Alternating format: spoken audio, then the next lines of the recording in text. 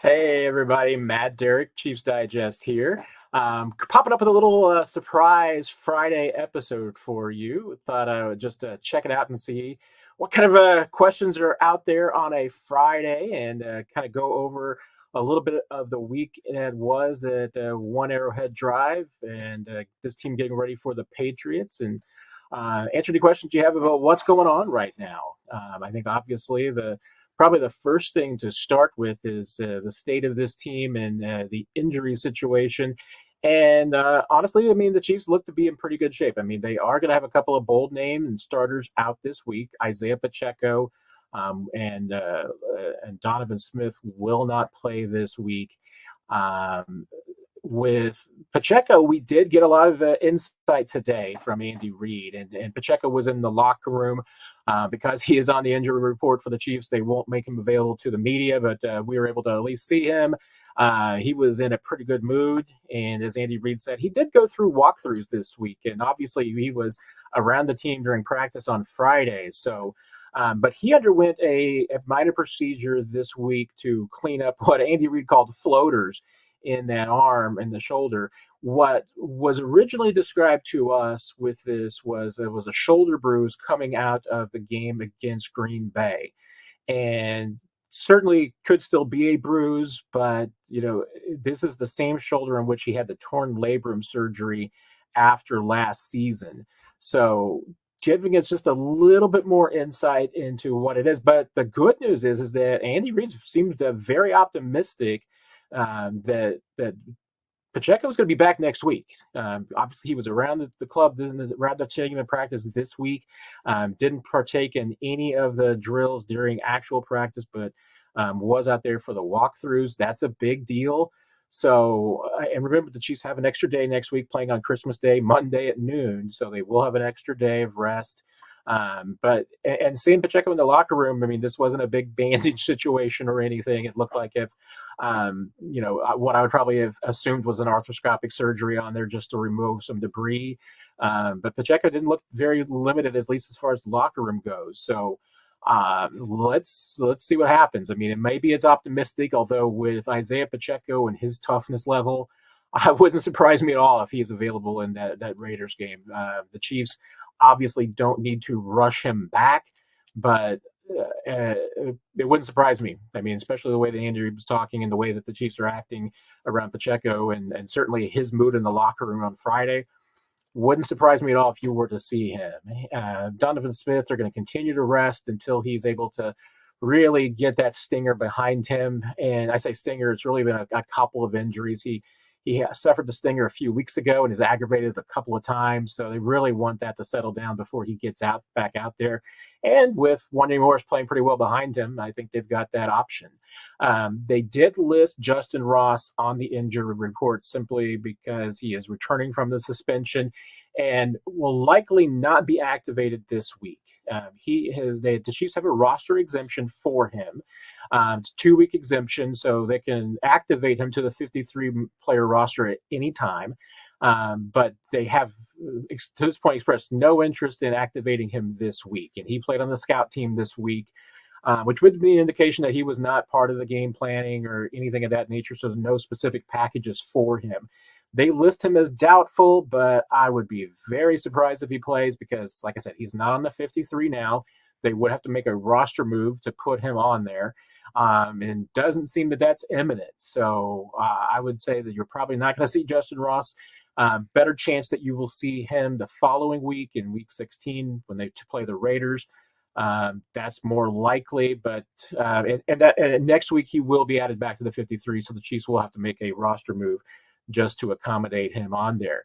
And I see what I was going to address next is a question in the stream. So if you got any questions, fire away with them, and I'll definitely try to answer them. Is Drue Tranquill playing on Sunday? From Jim. Yeah, there's no game tag designation on Drue Tranquill. He was a full participant all week in practice. The fact that he doesn't have a game day designation is your final word that he has cleared the concussion protocol. So he will play. And I think that's interesting because even though Nick Bolton is the same way, I mean, he was limited on Wednesday and Thursday. Nick was a full go on Friday, which is a good sign. But again, Fridays are a light practice day, so can't always tell a whole lot from a player that's a full go on a Friday. But if you're full participant on a Friday and Randy Reid, you're usually playing on Sunday.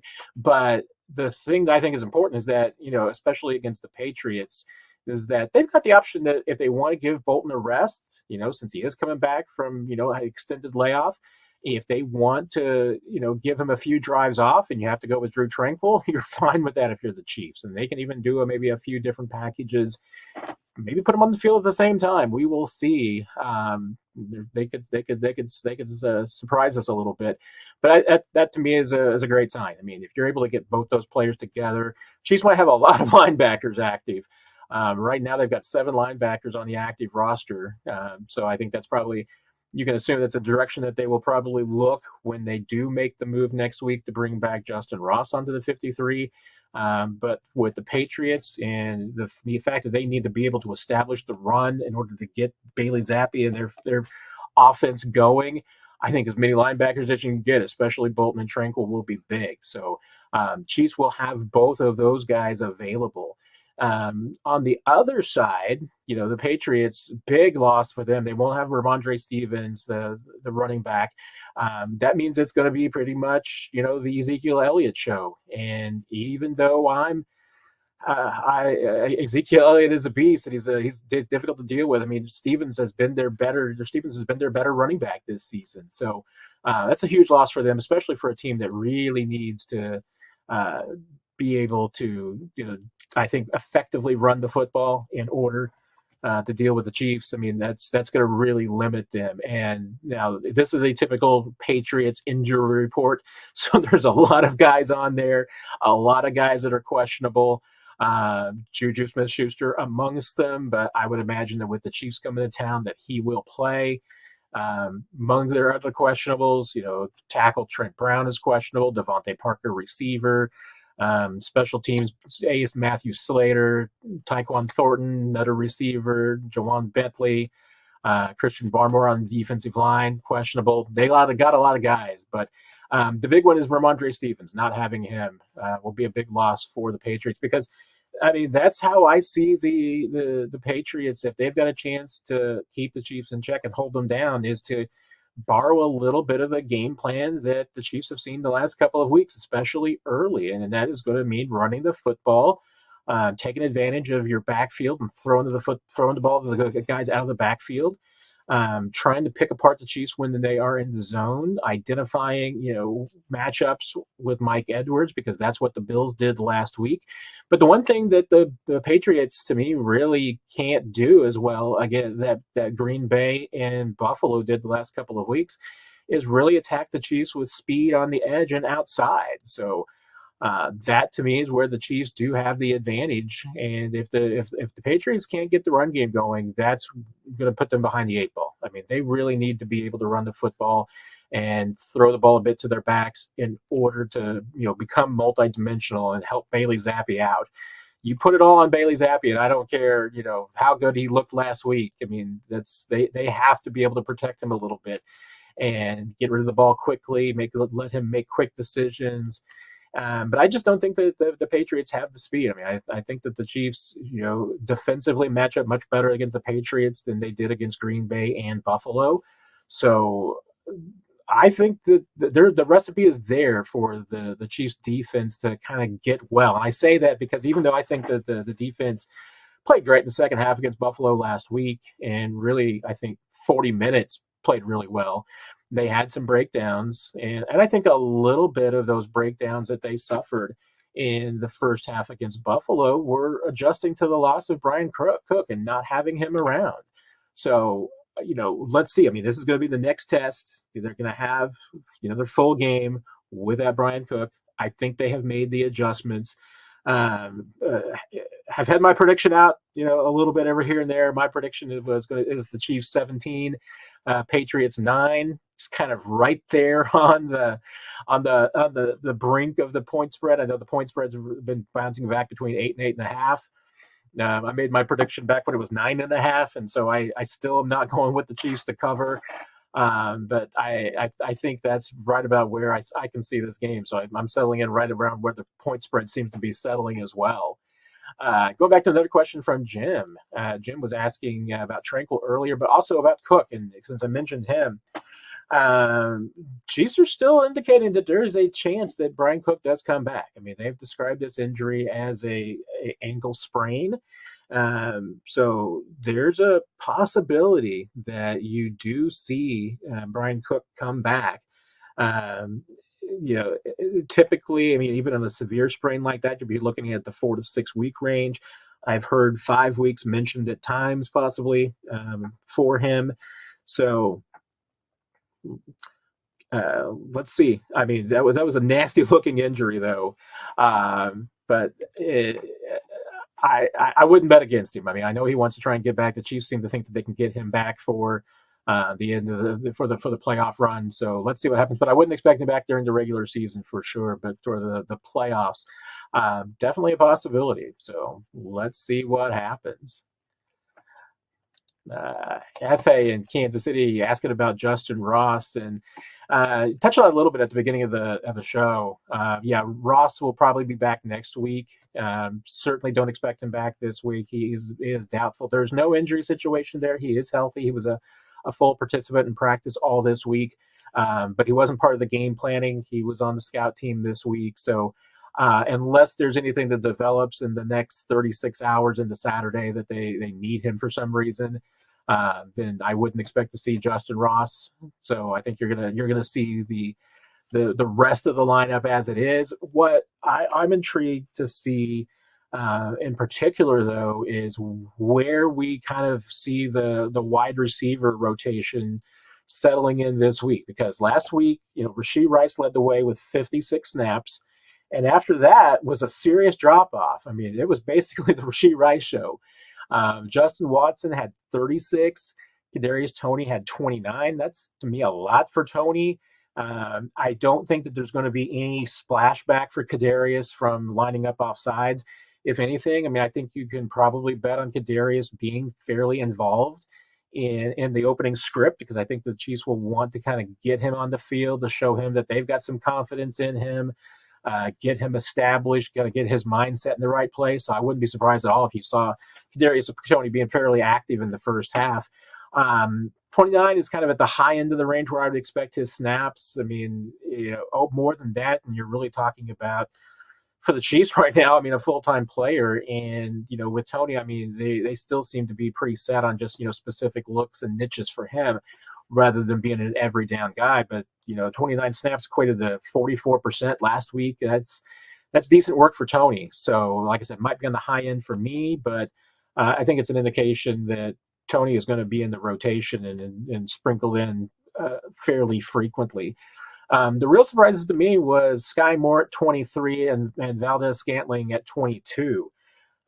That's a usage level that's dropped off significantly for both those guys. So I really want to see where the Chiefs wide receiver rotation is this week. Do they stick with that? Is this get Richie Rice out there as much as possible? Justin Watson is your complimentary guy that's out there, not necessarily to be a target, but really just to help free up other guys and do some of the dirty work. And then really rotate. I mean, through Toney, Valdez-Scantling, and more about who's the other receiver out there. I mean, they're each a little bit different flavors. So, as Andy Reid would like to say, so I can definitely see that kind of fitting in the same way. But if that's the case, I mean, that's an indication to me about the direction that maybe the Chiefs are going as far as shortening up their bench at the receiver position going into the end of the season. And I wasn't sure if he would be able to make it in, but just like I got had a surprise visit from him on Tuesday night, my co-host and live stream enthusiast Nick Jacobs joining us. I'm on a PTO day right now, so I can do this. Otherwise, I'd be busy helping Aaron get our 6 o'clock together right now. Oh, PTO day, Nick, is the best. It's a December to remember every Friday after we get done the high school football shows that I produce every 10 p.m. from August through Thanksgiving once football season ends. And take PTO on every Friday. Get some me time there, Matt. That's the key. You put in your grind on high school football, and it pays off in December. I mean, I could take those PTO days if I wasn't dealing with high school football, but I'm not going to do that to the sports department. I tell you what, Nick, I've been getting a lot of questions so far about the wide receivers. Yeah, because Jim's asking if we're maybe going to see Richie James more this week. Because I even forgot to mention Richie James at the end of the rotation had 11 snaps last week, and he also had a follow-up question about why MVS is so inconsistent. But I want to ask you. I mean, yeah. What was because we didn't even really talk about too much on the podcast this week, but what was your take on how the receiver rotation shook out against Buffalo? And is this kind of a sign of things to come with a lot more Rashee Rice, a lot of Justin Watson, and kind of everybody else sprinkled in? I mean, if I'm in the Chiefs' shoes, this is what I would do if I'm in the Chiefs' shoes from what I see on tape. And the snap counts reflected more so this past week of what I thought it was going to be coming out of bye week. With MVS snaps being reduced, with Rice significantly going up and being on the field as much as possible. I'm curious to see what happens with Richie James snap counts over this month, just because with as long as he was gone with that knee issue, you want to slowly integrate him back in. Kadarius Toney, if I'm in the Chiefs' shoes, I would use him more out of the backfield as the running back into the flats, kind of utilize that, mismatch that against safeties and linebackers. That's personally what I would like to see with Toney, and kind of just let him get the ball quickly, let him do the screens, let him get into space, and let him work that way.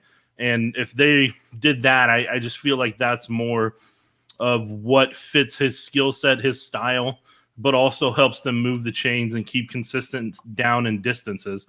But if that's what you do, defenses are going to see that and recognize that that's the pattern. Like, oh, Kadarius Toney's in, so that may be where it's sometimes you have Kadarius back there with a running back as well, and that two-back set back there in a shotgun or whatever it may be, or you have him do a jet motion and kind of utilize it that way to where you don't always know and can't guarantee that that's exactly what he's doing, and kind of use him more of that McCole Hardman role towards the end of what they did with McCole.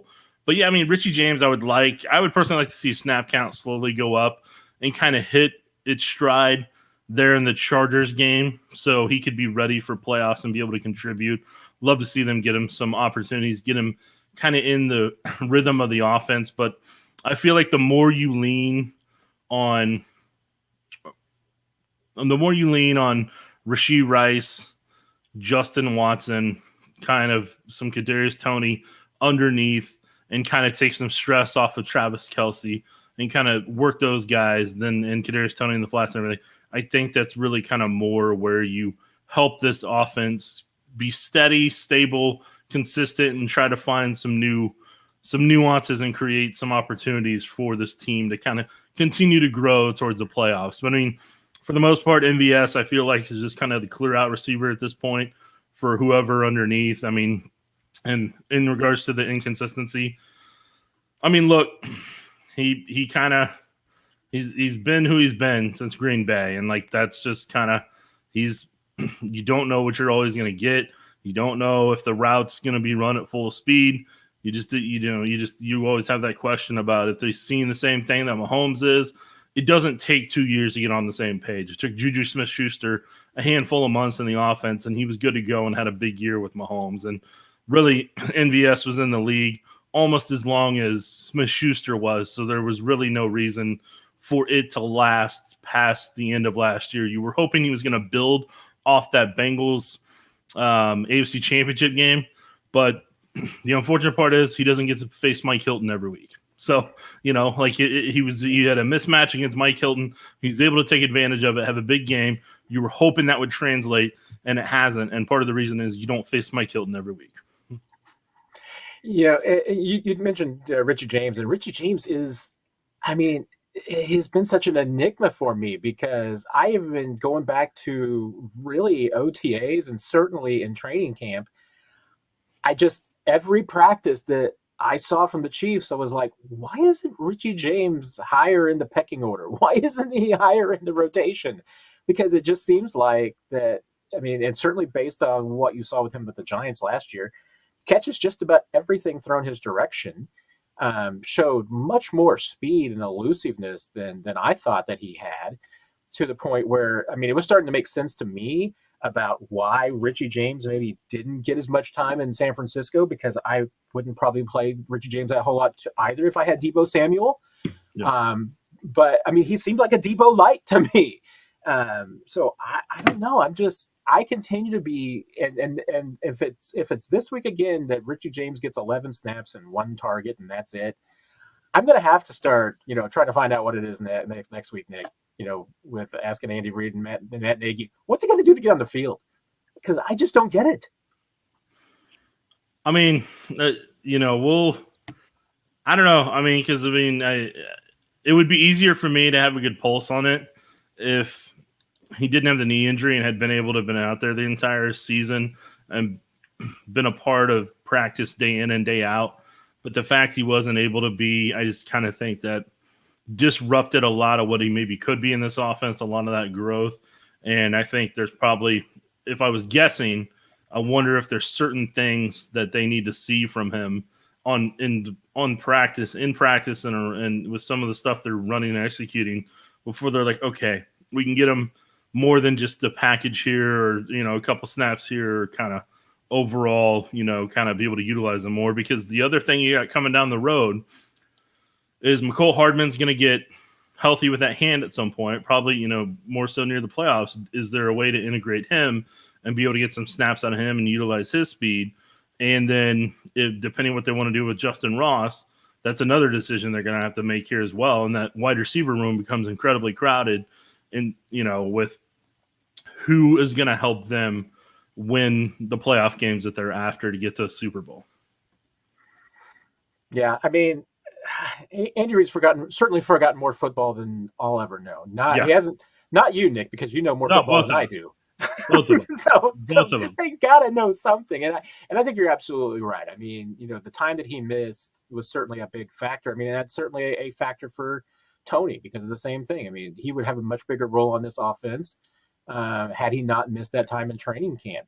But it just perplexes me that they definitely have tried to get Tony onto the field despite the injuries, but haven't really done the same thing with James. I mean, Dave Tope trusts him, so at least you have that. But and I mentioned this before you got here, Nick, and I wonder what you think too. Feel free to completely disagree with me and tell me I'm wrong and crazy. But I feel like it would be a very on-brand thing for Andy Reid to do after the way that the game ended the other night, for Kadarius Toney to have quite a few plays in the opening script geared toward exactly, specifically towards him. Am I off base on that one? No, I don't think you'll ever be off base on any player who had a bad ending or an undesirable ending, that they try to go to them as quickly as possible or scheme some stuff up for them.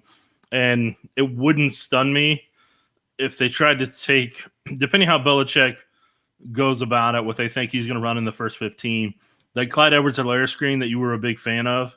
If I'm the Chiefs, I run that with Kadarius Toney early on to get him in the space, get him some blockers in front of him, and try to get a big explosive play off that, and work your way into that regard. And then I can see them force feeding it to him early and often, just to get his confidence back, get him in rhythm, and kind of reward him if he had been putting in the certain level that they wanted to see throughout the week, and kind of get him in the right headspace. And that goes for any guy that would potentially struggle, the Chiefs, whether it's Mahomes or Andy or Matt Nagy, they always want to reward the guys who put in the work, but also kind of get them all involved in the game and get them in the right headspace to where they kind of put last week in the rearview mirror, and it doesn't continue to compound and turn into a snowball rolling down a hill that becomes an avalanche. Yeah, and they definitely don't want that. I mean, that's one of the things that they definitely like to do if there's a player. And let's face it, I mean, the Chiefs, if they're going to make a playoff run, they won't want Kadarius Toney to be a part of it, and that's why they're going to try and buck him up now if they possibly can, because they don't want him to be getting into a bad headspace. Jim has a question specifically for you, Nick. So, and this does seem up your alley. Why are all these low snap receivers only running 5 to 10 yard routes? Part of it, depending on who they are, they just probably want to get them a quick read that Mahomes can get through pretty quickly. Quick read, boom. Or, it could also be that that's what they feel like their wheelhouse is right now in terms of potentially, like I said, trying to get them a catch as quickly as possible. And then on top of it, that may be where they feel comfortable of what they can execute in the scheme right now versus kind of what they may have designated more for a route like NVS on deep passes, or Justin Watson, who they let run a lot of the deep routes that they run. So I would say that all those play a combination in that aspect of it, whether it's somebody like Richie James who had that intermediate route that was the furthest I think I remember seeing him run. But yeah, I think with them, they know that, okay, these are the routes that Sky Moore is comfortable with, or that Richie James is comfortable with, and this is the chance to kind of get him the ball, to kind of get him these opportunities. And then sometimes they're potentially a decoy to try to get, Travis or, to get Arius Toney open, or get, maybe a back out of the backfield, or, get Rice open over the middle to where they run 2 quick outs and have a crosser and a seam, and just kind of pair that all together because they're really trying to target the people that everybody keeps wanting them to get the ball to, and Kelsey and Rice. So some of the times, some of those guys are chess pieces for what they're actually trying to do. And you helped me express something better last week, Nick, because you and Andy Reid always find a better terminology to explain things than I do. I've been trying, for weeks to kind of explain one of the things that at least I thought about the receivers, just not, making themselves available enough to Patrick and getting on the same page with him, and it being more on the responsibility of the receivers than it is as much on Mahomes. And then Andy Reid comes out and talks about being Patrick friendly. And it's like, okay, well, that's what I've been trying to say, but I didn't sum it up in 2 words as well as Andy Reid did. But, what you were just talking about, and Tony here has a point that I think you have had the answer for, the phrases it much better than I do. Having a hard time thinking it's just receivers, mostly same as last year. How much is Coach Mahomes responsible? I think when you're even talking about those routes that Jim was asking about, maybe they don't seem to have as much purpose as they're supposed to. But is part of that because Mahomes has been off schedule. I mean, he hasn't been on schedule with his throws, I think, as much this year. And and you can probably explain that more eloquently than I can. Yeah, so one of the plays that used it as an example, Danon Hughes did a couple weeks ago on our Big Play Danon breakdown on KSHB 41. And what Danon was showing there, it was the no grade touchdown against the Packers out of a bunch formation, and they had 3 route combinations. But what it's designed is to get Noah Gray open. I believe it was off an angle route at the time, and it's a timing route that they're doing specifically for that.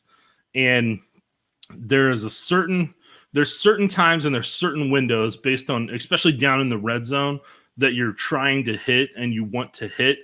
And so these route combinations, typically, if they're executed correctly, they are based off creating those windows. So the perfect one, I'll do the Noah Gray, then I'll go back to the other one that I'm thinking of that fans will remember from this past week. So with Noah Gray, there's a certain spot on when he's hitting, and when you hear Matt Nagy talk about landmarks, this is part of what it is there's a certain spot they may need to be at, or there's a certain cut they're supposed to make, or a certain way they're supposed to have a defender turn from a leverage perspective, that once that happens, that ball is out, and as soon as that receiver's there, boom, catch, touchdown, boom, catch, first down. But it's just a precision timing rhythm based. So at times, whenever Mahomes is quote unquote off schedule, part of that is because he's waiting for that coverage to be a certain way that it's supposed to, based off the way that the route is, or the way he's seeing that coverage, that the receiver or Kelsey, or the tight ends, Kelsey and those guys involved, are supposed to be at. And if they're there, then the timing is on point. The yak for the yards after catch are there, and what it was originally designed up and created to be based off whatever coverage it was or what they were trying to do is correct. So Mahomes, whenever he reads a coverage, he's like, okay, based on this coverage, we already had this route, this route, this route, and this route. These 4 routes are supposed to be this way. This safety went higher than I thought he would. So hypothetically, let's use Marquez Valdez-Scantling. He's supposed to continue vertically. And since that safety's in a single height, he's not supposed to run towards him. I need him to keep running straight, and I will put it on that outside shoulder. So either he catches it or it falls incomplete. So that safety doesn't have a play on it, and that corner who may be in a trail position against them can't make a play on it either. And so that's the first part of it. Now you take the Rashee Rice touchdown against the Bills. Everybody remembers that made it 14 points for the Chiefs at the time. The way that one was designed up, and Mahomes did beautifully with this. They did a motion with it, and as soon as they did that motion, it changed the zones, so everybody had to kind of shift down a little bit. And then this one safety decided, okay, because of that, he was going to drift down a little bit over towards this other side to make sure that was taken care of. And in doing so, Kelce had what was kind of a underneath route there that was going to hold that guy there. They had a route over to the left that was going to hold that safety. And that's what created that back window near where the 2 field goal posts were. And what my buddy Stinson Dean taught me a long time ago, when it comes to points that you're throwing to, is on the field goal post, there's 3 points. There's the 2 that are the up and down where those connect with the bars. And then there's one right there, the crossbar in the middle that connects there. Sometimes quarterbacks will target those. Mahomes doesn't necessarily need it because of how insanely accurate he is, but they potentially throw it to those points, or you throw it to the pylons because it just gives you reference points of where to go to and where defenders don't necessarily cover based on what the schemes are in terms of zone or potentially man. So Mahomes, what he did on this one, a lot of people didn't notice it, is he actually threw a no-look pass to Rice for the touchdown. So if you go back and watch it on the replay, you'll see it to where Mahomes is looking at Kelce, he looks over to his left, gets that safety to move. So he's moved him, created part of the window. Then he looks down here where Kelce's at, and he's got Poyer, and he's staring at Poyer to get Poyer to break. So he's taken 2 safeties out of the picture to create that window for Rice on the back end, and he's known this from the jump, that this is going to be where it's going to go. And then he throws it. He's like, all right. So then he stares at Kelce and Poyer and then throws it perfectly to that outside bar right there on the field goal post, and Rice catches it for a touchdown. How he does that, I mean, look, he's got amazing peripheral vision, and it was an amazing play that I don't think enough people realize was a no-look pass, and he made it. But he did it because he took both manipulating safeties and the landmark stuff and all that stuff. So I hope that explains it. I apologize if it doesn't, but I went out and I just started talking football, and we went down a road, man. I think it's a great example, but it also takes me to a recent topic that popped up because Tyreek Hill brought it up, and I think it is relevant. I mean, and especially in this season, and frankly, I mean, if you look at the Chiefs Dolphins game and how that game was decided, Tyreek made the kind of explanation that about the Dolphins offense is based on almost purely on timing. It's about receivers being in a specific spot, specific location, in a specific time, and Tua just putting the ball where it's supposed to be every single time. And hey, the critics will say, hey, Tua, that's great because Tua is maybe, and I don't want to offend anybody, perceived as a more accurate passer. Maybe a better way to put it is maybe more consistent, because I think that's certainly something that Tua's got a really good ability of, is just to throw the same ball every single time in certain situations. And that's what's needed for these timing routes. And that's what the Dolphins live off of. The Chiefs don't. I mean, and Tyreek made that point that the Chiefs aren't built on that. They're not. It's really much more improvisation. That yes, there's a structure there. There's routes. Everybody does their own thing, but Mahomes is going to make the reads that you just identified. And if the primary read's not there in Miami, the ball's still probably going there, so it's going to be an incompletion, something else that will happen. Maybe I might get a turnover, but in Kansas City, if the play's not there, Patrick's going to look for something else. I mean, that's the football for dummies way of kind of looking at it to me. But you also, to me, see the downside of that, which is that if you're the Dolphins and you live off timing and somebody knows your timing or picks up on it, they can disrupt it pretty easily. I mean, that's what Trent McDuffie did in creating that turnover against Tyreek, because he saw a play that he'd seen before, he'd seen it on film, he knew the timing of it, is able to disrupt it and creates a turnover. I mean, there's advantages and disadvantages to both sides of it. But, that's one of the things that you are going to live with, and I think you're happy living with that as Mahomes is your quarterback, is that he's not always going to be on schedule. He is going to extemporize from time to time, and a lot of times that works. This season, is it happening more often than in others? I don't know. I mean, I don't know if we'll ever get a good explanation for that, Nick. I don't know what your thoughts are, but yeah, I mean, there's a bunch of different factors to it, and the first part of it I'll say is that Patrick's got his style, his brand, but Andy also has a part of it to where Andy likes it to have be more adjustable and adaptable, so that defenses don't always have the answer. Defenses don't definitively know how to cover everything based on a formation. It gives Mahomes and the Chiefs a lot of flexibility. Now, the thing that you come up with, and where part of the frustration can be, and where part of it can be off schedule and everything, is if everybody on the field doesn't, from a receiver tight end perspective, doesn't see it the same way as the quarterback, then some things may be covered, some things may not be there, and then Mahomes has to try to figure out a way to take off the scramble to disrupt the way the coverages are and kind of turn it into a freestyle fire drill type of thing until somebody can create and get open for him, and then he gets that ball, and then they kind of move on to the next play or to the next opportunity.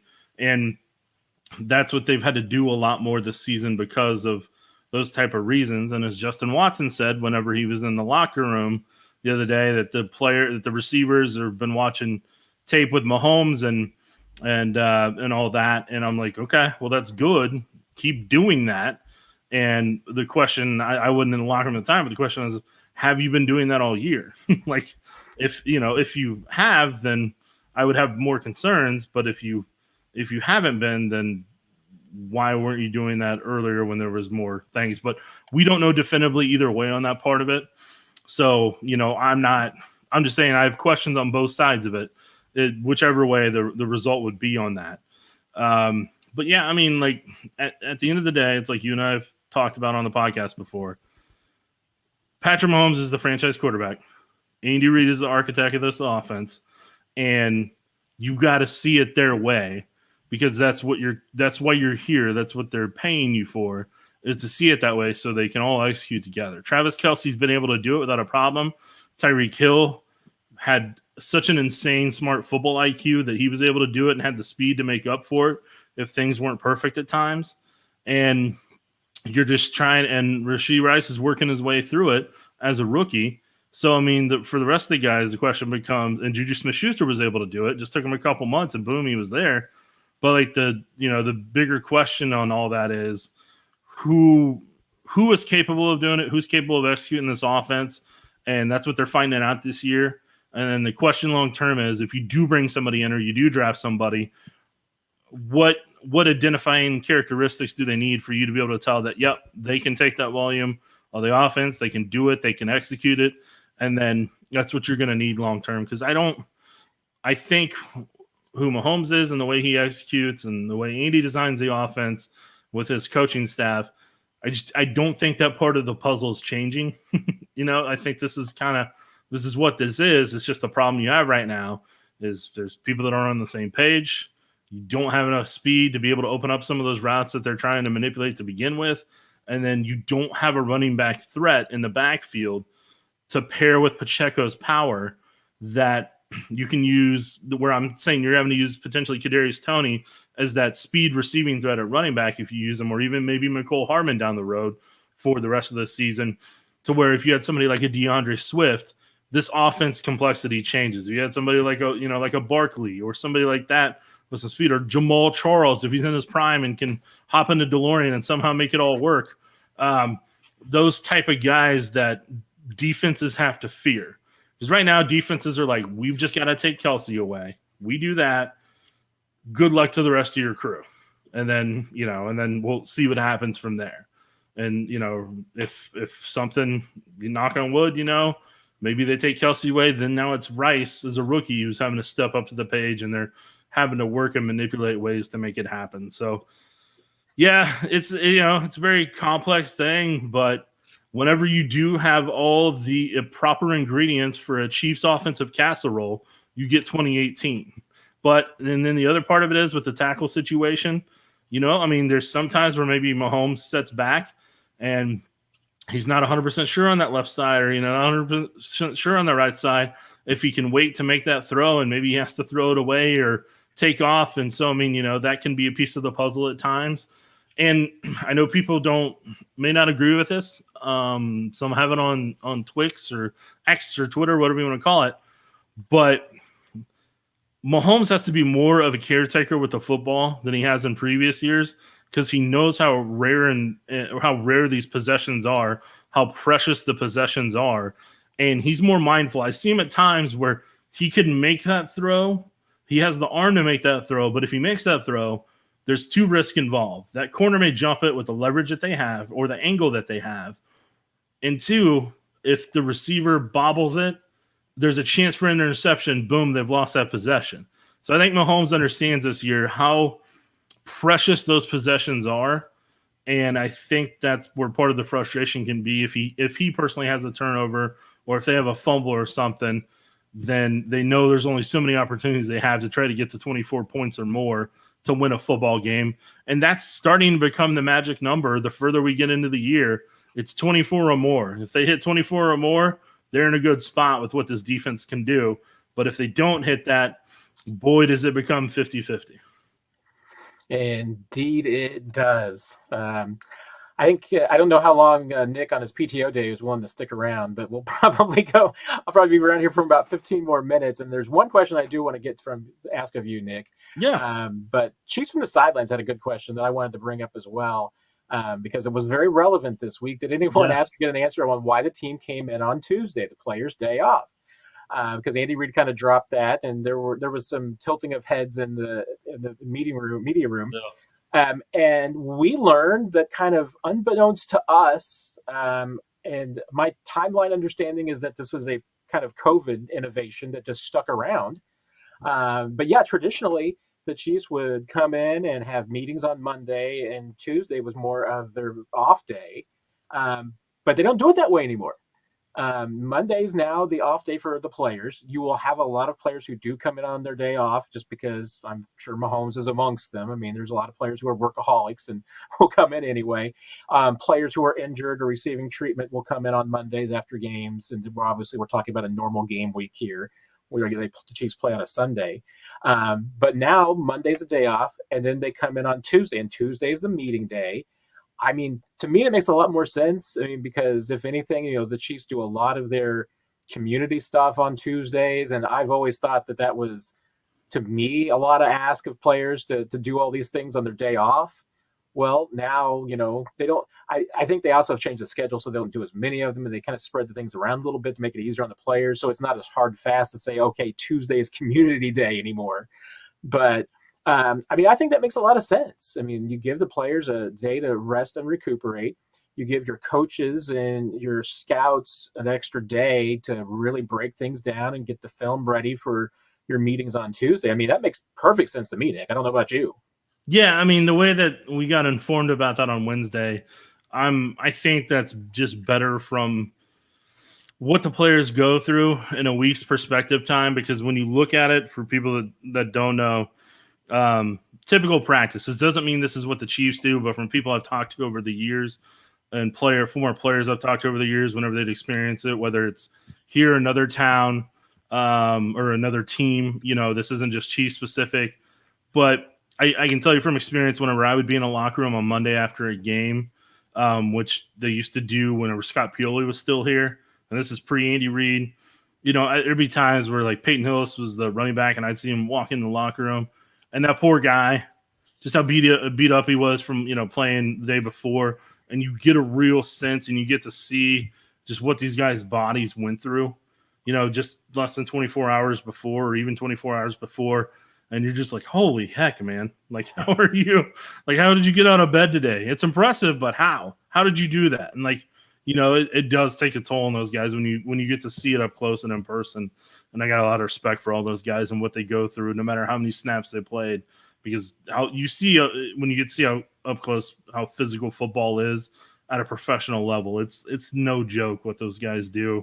And I always marvel at some of those guys whenever they can get through some of the stuff, like Tyreek Hill the other day trying to play through that ankle injury in the Dolphins game and being able to play someplace and everything. I'm like, man, I don't know how he's doing it right now, because I've turned my ankle just walking in a parking lot, and like I'm icing that thing for 2 days, and that guy's out there just cutting off of it, and nonchalantly. I understand he's an athlete and they have better resources and they're more physically fit than me. Totally get all that. But still, it's impressive when you kind of look at a normal human being versus what an athlete can do. That's where you got to tip your cap to those guys. But yeah, no, I mean, whether they do the community stuff on a Monday or whatever, yeah, those guys deserve a day to reset and not have to worry about, just kind of get away from it all. And my advice to them, stay away from social media. Do not worry about anything. Just reset. Don't, tell your family members that may be checking out too, or agents, be like, guys, I don't want to hear anything about it. I want to enjoy this day. Go enjoy life, maybe go enjoy nature, and just not think about it, because that'd be tough. I understand they make the proper compensation and everything, but that would be so tough to just be somebody that, I have hundreds of people on social media talking about my job. They're like, hey, the VOSOT you wrote yesterday and that graphic you put in there, that was terrible. That was terrible. And that video you cut, just awful. That should have been a dissolve. How did you not dissolve correctly like that? Your timing was off on it. And so I just, that would be tough to deal with on a day in, day out basis. And just that could overwhelm you if you have it happen to you enough. But yeah, I mean, like, you have that on Tuesday, then Wednesday, you come in, do the walkthroughs, do the specific part of the game plan that they're wanting to put together, whether that's first, second down, third down, whatever. Then, the next day you have the short yardage thing, or potentially what it may end up being. And then you have red zone work on another day to, put final touches on. And then, you have game situations kind of the day you're getting ready to travel to go through, or game simulation and everything. Then you take off to travel if you're traveling, or you go home or hotel, whatever they end up doing. Like, football for players, in my opinion, and for the coaching staffs and everything, that's a grind. That is a grind, and it can be a grind for beat writers too, especially training camp, driving back and forth every day. Not to the same level, but still, like, it turns into Groundhog's Day for everybody that, is involved in football in some shape or capacity. So it just, I get whatever they can do to give those guys a day to mentally reset and get away from everything, and hopefully not think about something for a little bit, so that they can come back in and not be burnt out and be fully focused and fresh. I will always root for that for players, coaches, and anybody that needs it. Well, and wrapping up with about how they changed the day off. I mean, one of the things that never made a whole lot of sense to me, I thought was just so tough, is especially, you're playing a late afternoon Sunday game or Sunday night game on the road. Yeah. You might not be getting back until 2, 3, 4 in the morning to home. And then, you got to be back in the facility at noon. I mean, that just makes your, Monday after the game miserable. So I always thought that just made, had to make Mondays a tough day. I mean, everybody was probably just, coaches alike. I mean, everybody's just kind of going around in a fog that day. Now, giving everybody a day off, you get that rest and recuperation. You can sleep in after the late night getting back from a game, if it's a road game. And I noticed, and the Chiefs is probably a reflective of that. And maybe it's just my anecdotal observation, but it seems like even for home games that the Chiefs kind of go out as a group and maybe share their camaraderie after games a little bit more at home. I'm sure people have seen stories about, the team's parties and dinners and everything like that around town. seems like they do that a lot more now the last couple of years, and that's probably because they've got the day off the next day. Yeah. They don't have to be in the facility the day after the game. The last thing I wanted to ask you, Nick, though, is about this game. I mean, I kind of talked about my thoughts about Chiefs Patriots before you got here, but I definitely want to know your thoughts. What do you see? What do you see the Chiefs needing to do on Sunday in order to come out of Foxborough with a win? Well, when Andy Reid and Bill Belichick are going against each other, they have that healthy level of competition that Patrick Mahomes would have if he's playing a Josh Allen or a Joe Burrow or a Tom Brady level. And like, I think Belichick and Andy always kind of want to flex on one another and kind of showcase some stuff to play a little bit of a game of gotcha and everything. And so I think the two of them kind of thrive off each other for competition about who's the coach that, has that little bit of a little bit of extra that they've been holding on to that they can showcase against one another. So I think that's always a fun little factor in their matchups against each other. And I know that those two take pride in it. You can kind of tell by their sideline reaction. The two, you can tell, have a ton of respect for each other and the way they talk about each other. I think those two get along more than even I, kind of anticipate or expect. Bailey Zappi, I mean, there's enough tape on there that I think Steve Spagnuolo knows what to attack and how to have some fun and kind of dictate what they're doing. Ezekiel Elliott had a strong game against the Steelers last week. I think the Patriots, if they're smart, they'll try to have a strong game against the Chiefs too and try to test that run game significantly. I think Juju Smith-Schuster is going to be motivated, and I could see some play action passes to him and try to establish a run game, get the ball to Juju, whether it's Hunter Henry or one of the other receivers, and more so Juju because of the motivation. And Elliott's trying to find potentially his next team, so like he needs to have a strong showing to get that opportunity for agency. And I mean, the Patriots are going to give the Chiefs some looks. If there's the team that the Belichick is the guy who started hitting Travis Kelce with the linebackers, with safeties, whoever, defensive ends, and constantly hitting and chucking him along the line of scrimmage or within 5 to 10 yards. They did that whenever Mahomes was in his first year of starting, and the Lions picked it up with Matt Patricia, and everybody's picked it up, so on and so forth, to where I think they're going to try to frustrate Kelce and get physical with him. And then I think they're going to try to see if they can take away Rice, and then they're going to say, hey, good luck to the rest of them. Let's see what they can do. So, I mean, I think the Chiefs will have some stuff schemed up, and I think that will be the difference and kind of help get them into a rhythm and everything. But Bill Belichick's not going to make it easy for them to just run away. He's got too much pride for that. Yeah, and I'm old enough, Nick, to remember when this was a great rivalry. Yeah. The Chiefs and the Patriots played each other every single year. It's been 3 years since we got to see Chiefs Patriots and Belichick Reid. And there's no doubt. I mean, some of my favorite games to cover have definitely been these games because they are almost always competitive. They're tight. These two coaches have a lot of respect for each other. I think they are a little bit mismatched right now because I think the Chiefs are a better team. If they execute, they should be able to get out of this with a win. And if they execute to a level that we haven't seen them this year, the Chiefs could even get out with a comfortable win. I'm not going to predict that because I need to see it happen before I'm going to start predicting it. Right. But you're absolutely right. I mean, I don't think there's anybody that gives Travis Kelce more respect and more admiration than Bill Belichick. I mean, he absolutely has always been at the forefront of, you got to stop Kelce if you're going to beat the Chiefs, and has always tried to get physical with this team. I just don't know if he has the horses this year to get as physical with them and offensively keep up with this Chiefs defense. That's, to me, where this game will probably be decided, because even though Belichick can always have some tricks and he is going to throw Patrick Mahomes some unscouted looks that he has not seen before, I don't think that Bill's offense can keep up with this Chiefs defense. And maybe they might have some wrinkles, but I just don't think I don't think that's a match that's favorable for the Patriots in this one. You sure hope not. And hopefully we were talking about on the podcast Sunday night how the Chiefs just had a dominant performance and we're glowing about how they bounced back and how Kadarius Toney had a great game and all that type of stuff. And that's what you're hoping for.